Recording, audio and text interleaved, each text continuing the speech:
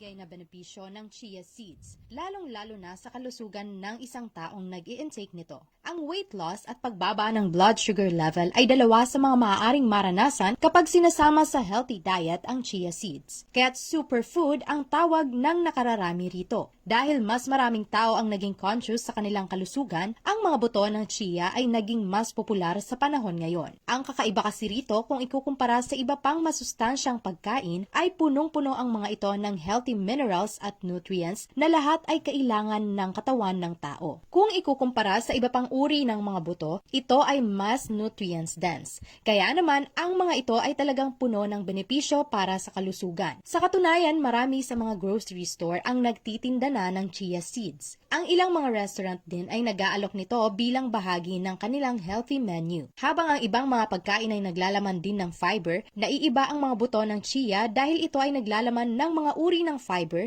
na napakadaling matunaw. Kaya hindi mahihirapan ang katawan na tunawin ang mga ito. Napakahalaga nito pagdating sa kalusugan ng bituka dahil kinokontrol ng fiber ang pagdumi. Ang mataas na fiber content din ay nakakatulong na mapabagal ang panunaw at pinipigilan ang pagtaas ng blood sugar. Para sa mga nagsisikap na magbawas ng timbang, mainam rin ito upang mapanatiling busog ang kanilang mga sarili. Ito ay ilan lamang sa mga benepisyo na dala ng chia seeds. Bukod pa ang pag-regulate ng heart rhythm na nagpapababa ng presyon ng dugo, pagpapababa ng cholesterol level, maging ang pag-iwas sa bloated stomach. Ang chia seeds ay maaaring kainin ng hilaw, ibabad sa tubig, hayaang sumibol at kainin bilang salad o gamitin sa pag-bake ng tinapay. Para sa dagdag kaalaman, ito si Carol Tirao, nagbabalita ng tapat, naglilingkod ng sapat.